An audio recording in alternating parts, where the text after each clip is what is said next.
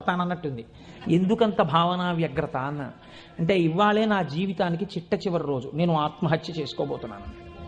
నా మనస్సులో ఎప్పుడైనా శాంతి కలిగితే మీ ఉపన్యాసాల్లోనే కలిగేది. అందుకని మీకు ఒక్కసారి నమస్కారం చేసి ఆత్మహత్య చేసుకుందామని వచ్చాను. మీకు ఒక్కరికే చెప్తున్నాను, మీరు ఎవరికీ చెప్పకండి, సాయంకాలానికి నేను ఉండను. నేను అడిగిపోయింది, ఇది నాకు చెప్పాడు బాబని. అది నేను తర్వాత ఎడతాను ఆఫీస్కి, అవసరమైతే హాఫ్ డే సీఎల్ ఎడతాను, కూర్చోండి అని కూర్చోబెట్టాను. అంటే బాబోయ్ ఇలా మా ఇంటికి వచ్చేయమని కాలుష్యమండి. కాబట్టి కూర్చుంటే ఏమి మీకు ఎందుకు కలిగింది బాధ? ఆయన ఏదో పాపం చాలా చెప్పుకొచ్చాడు ఏడుస్తూ.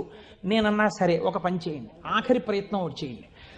మీరు దీక్షగా 42 రోజులు శివాలయానికి ఎవ్వరికీ చెప్పద్దు. ప్రదోష వేళలో వెళ్ళి శివ ప్రదక్షిణం చేసి మీరు ఏమీ చెప్పకండి. మీరు చెప్పగలిగినంతసేపు శివాలయం అరుగు మీద కూర్చుని శివ శివ శివ శివ శివ శివ ఇదొకటే. ఒక 42 రోజులు ఈ దరిద్రాన్ని, మీ కష్టాలని అనుభవించి చూడండి అన్నారు. మీరు నమ్ముతారా? ఆ వ్యక్తి నా దగ్గరికి వచ్చి నా జీవితంలో ఆశించని రీతిలో నా జీవితానికి ఒక కొత్త మలుపు తిరిగిందండి, నేను వరంగల్ వెళ్ళిపోతున్నాను, నేను సెటిల్ అయిపోతున్నానని చెప్పాడు. ఆ వ్యక్తే నాకు ఈ మధ్యనే మళ్ళీ ఫోన్ చేసి, కోటేశ్వరారు ఇప్పుడు నేను ఎంత ఆనందంగా ఉన్నాను అనండి, ఒక్కసారి మీరు ఏమైనా వరంగల్ వస్తారేమిటండి ఉపన్యాసాలకి, మీ దర్శనానికి వద్దాం అనుకుంటున్నాను, నేను కూడా కాకినాడ అన్నాడు. అయ్యా మీరు ఎప్పుడైనా కాకినాడ ఇప్పుడు అక్కర్లేదు, ఎప్పుడో తర్వాత వద్దురు కానీ, నేను వరంగల్ ఇప్పుడు మాత్రం రావట్లేదు, నేను వరంగల్ వస్తే చెప్తాను, అప్పుడు మీరు నా దగ్గరికి వద్దురు కానీ తప్పకుండా దర్శనానికి అన్నాడు. కళ్యాణి అందులో అంటారే, ఏతి జీవంతిమానందో నరం వర్ష శతాదపి అంటుంది సుందరకాండ. 100 ఏళ్ళు బతికిన వాడు శుభాన్ని చూస్తాడు. అందుకే తొందరపడి ఏదో సమస్య ఉందని ఆత్మహత్యలు చేసేసుకుంటాం ఇలాంటి మాటలు అనకూడదు. కాబట్టి చూడండి, శివుడు ఉద్ధరించగలడు అనడానికి ప్రత్యక్ష ప్రమాణం మనకే ఉంది కదా. శివం అంటే మంగళం, శోభనం, శ్రేయస్సు, కళ్యాణం. ఏ శుభము నీకు కావాలన్నా శివానుగ్రహముగానే వస్తుంది. శివానుగ్రహము కలిగితే నీ ఇంట సర్వమంగళములు జరుగుతాయి. అందుకే శంకర భగవత్పాదాచార్య స్వామి శివానంద లహరిలో ఒక మాట అంటారు, అసలు శివ నిన్ను చూసి ఏదేదో అనుకుంటుంటారు, అసలు నీ స్వరూపం ఒక్కసారి ఆలోచించు. శంకర నాకు శుభం ఇయ్యని అడగడానికి నీకు నేనేమి ఇచ్చివను? కరస్తే హేమాద్రౌ, ఒక చేతిలో నువ్వు మేరు పర్వతం బంగారు కొండ పట్టుకున్నావు, బంగారు కొండే నీకుంది, ఇంకేమివ్వను? గిరిశ నికటస్తే ధనపతౌ, గిరిశ ఓ శంకర నీ పక్కన నవనిధులకు అధిపతి అయిన కుబేరుడు ఇలా నిలబడ్డాడు, నువ్వు ఎప్పుడు కుబేరా కొంచెం 2 రూపాయలనేటి అనలేదు. ఆయనే ఎప్పుడు ఏమైనా అడుగుతావేమోనని ఇలా నిలబడ్డా, ఆయన కోరిక తీరలేదు. గిరిశ నికటస్తే ధనపతౌ, కుబేరుడు నీ పక్కన ఉన్నాడు. గృహస్థే స్వర్భూజామరసురభి చింతామణిగణే, నీ ఇంట కల్పవృక్షాలు, కామధేనువులు, చింతామణులు రాసులు పోసి ఉన్నాయి. ఎన్ని కామధేనువులు, ఎన్ని కల్పవృక్షాలో, చింతామణులతో గోడలు కట్టారు నీ ఇంట్లో. పోన్లేవయ్యా ఇవన్నీ ఉన్నాయి కానీ నీకేదో మోక్షం ఇస్తాను, నీకేమైనా అనారోగ్యం వస్తే తగ్గిస్తానడానికి, నీ యొక్క శిరస్సు మీద సీతాంశు చంద్రబింబం ఉంది, చంద్రరేఖ ఉంది, కాబట్టి మోక్షం ఇచ్చే అధికారం నీకుంది. ఇంకా నీకు నేనేమివ్వను? నాది నాది అన్నది ఒక్కటి ఉంది నా దగ్గర, నీది కాదని నా దగ్గర ఉన్నది అన్నది ఏమిటో తెలుసా? కమర్థం దాస్యేహం భవతు భవదర్థం మమ మనః. నాది అని అస్తమానం నన్ను బంధనంలో పడేసే ఈ మనస్సు నీకు ఇచ్చేస్తా, బుచ్చేసుకో. ఏదో రకంగా ఆయన పాదాల దగ్గర చేరడానికి శంకరాచార్యులు వారు మన కోసం చేసినటువంటి శ్లోకం కమర్థం దాస్యేహం భవతు భవదర్థం మమ మనః.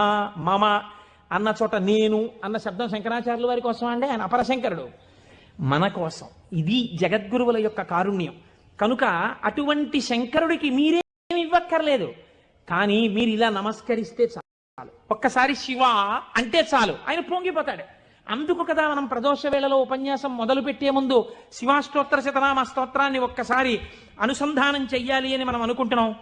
బాగుందండి మీరు చెప్పింది, శంకరుడు అంతటి గొప్పవాడే, ఇంతవరకు బాగుంది, కానీ ఇలా ఆయన ఎప్పుడూ మా కంటితో మేము చూడని రూపంలో ఉండడమేనా, లేకపోతే మాకు ఇంతకన్నా ఏమైనా గొప్ప ఉపకారం చేశారా?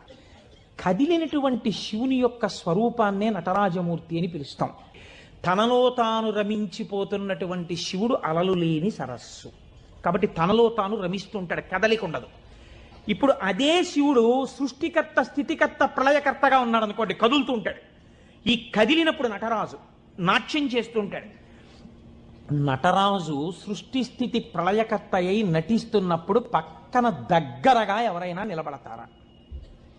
నిలబడి అలా చూస్తూ సంతోషపడిపోయే వాళ్ళు ఎవరైనా ఉన్నారా నటరాజుని?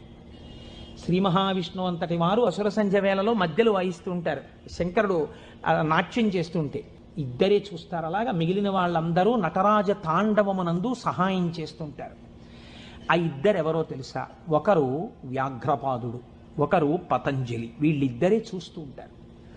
వ్యాఘ్రపాదుడి యొక్క శరీర అధోభాగం పులిగా ఉంటుంది, పతంజలి యొక్క శరీర అధోభాగం పావుగా ఉంటుంది.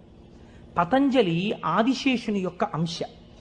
ఈ పతంజలి వ్యాకరణానికి మహాభాష్యం చేశారు. ఈ పతంజలి 1000 నాలుకలతో సమాధానం చెప్పేవారు. ఒకానొకసారి ఈ పతంజలి మహర్షి దగ్గరికి 1000 మంది శిష్యులు వచ్చి, అయ్యా మీ దగ్గర మేము వ్యాకరణం నేర్చుకోవాలనుకుంటున్నామని అడిగారు. పతంజలి మహర్షి అన్నారు, సరే మీకు 1000 మందికి నేను నేర్పుతాను ఏకకాలంలో.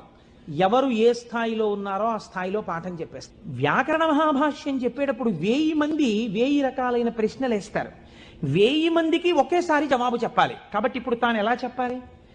తాను ఆదిశేషుడు కనుక శేషాంశతో చెప్పాలి, 1000 నాలుకలతో చెప్తాను.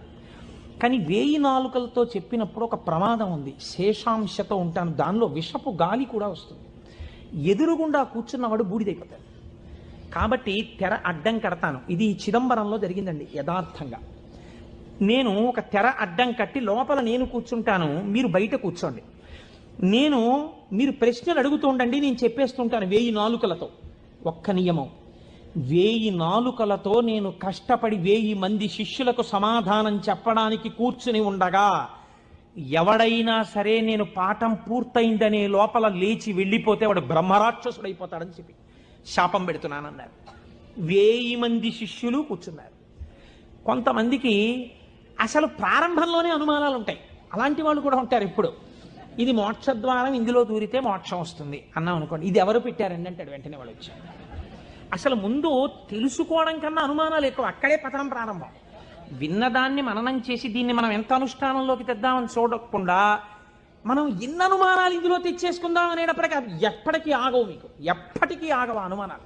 ఇప్పుడు ఏమైపోయింది, ఇందులో ఒకటికి అనుమానం వచ్చింది. ఏటో వెళ్ళిపోతే బ్రహ్మరాక్షసుడు అంటున్నాడు. ఈ మాట వినగానే అసలు నాకు తోచడం మానేసింది. అసలు ఈయన మొదలెట్టే లోపలే కాసేపు బయటికి వెళ్ళి తిరిగి వస్తే మనశ్శాంతిగా ఉంటుంది. పాఠం మొదలెట్టే లోపల వచ్చేద్దామని ముందే వెళ్ళిపోయాడు. పాఠం మొదలెట్టేటప్పటికి వద్దాం, కాస్త మనశ్శాంతి వస్తుంది. లేకపోతే ఈయన ఏమిటో లోపల నేను 1000 నాలుకలు అంటున్నాడు, తెరత్తకూడదు అంటున్నాడు, ఓరు నాయనో ఇదంతా ఏ గొడవగా ఉంటుందో, వెళ్ళిపోతే బ్రహ్మరాక్షసుడు అంటున్నాడు. ముందే కాస్త తిరిగి వస్తే, అలా తిరిగి వచ్చేస్తే కాస్త మనశ్శాంతిగా ఉంటుంది. అప్పుడు వచ్చి కూర్చుందాం పాఠానికని ముందే వెళ్ళిపోయాడు. అంటే ఎలా ఉంటారో చూడండి లోకం. ఇప్పుడు పతంజలి వ్యాఖ్యానం మొదలుపెట్టారు. 1000 నాలుకలతో చెప్పేస్తున్నారు ఆయన పాఠం. ఒక ఆయనకి అనుమానం వచ్చింది, ఏమిట్రా 1000 మంది అడుగుతున్నాం, 1000 మందికి చెప్పేస్తున్నాడు సమాధానాలు, ఎలా చెప్తున్నాడు రా ఈయన? తెర అడ్డం కట్టాడు, నేను చెప్తాను లేండి అన్నాడు. నిజంగా అసలు ఎలా చెప్పగలుగుతున్నాడో ఒక్కసారి చూద్దామని. చూడండి, సేవ చేస్తున్నారు పరమాత్మకేని తెరడ్డం పెడితే ముందు వరుసలో కూర్చున్నవాడు తెరెత్తి చూస్తుంటాడు. ఎంత తప్పది అంటే అది కూడా భక్తి. కాబట్టి అలా ఆ పతంజలి అటు కూర్చుని ఉండగా ఒక శిష్యుడు ఏం చేశాడంటే మెల్లిగా తెరెత్తాడు. తెరెత్తి చూశాడు. చూసేటప్పటికి విషపు గాలి వాడు ఒక్కడి మీదకే పెడుతుందా? ఈ 999 మంది బూడిదైపోయాడు. అట్నుంచి ప్రశ్న ఆగిపోయింది. ఆగిపోగానే పతంజలికి అనుమానం వచ్చింది, ఏదో జరిగిందని. ఆయన పాఠం ఆపి లేపి తెర తీసి చూశారు. బూడిద రాసులు ఉన్నాయి.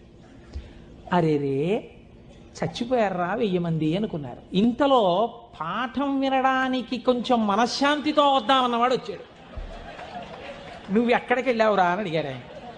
అది నేను చెప్తాను కానీ వీళ్ళు ఏంటంటే 999 బూడిద కుప్పలు ఏమిటండి అన్నాడు. వాడు బుర్ర మరీ పాడైపోయాడు. ఆయన అన్నారు, కంగారు పడకు, నేను ముందే చెప్పాను కదా తెరద్దని. ఎవడో ఎత్తాడు, బూడిదైపోయారు. ఎవడి నామస్మరణ వలన కేవలము శుభమే జరుగుతుందో వాడిని శివ అని పిలిచారు.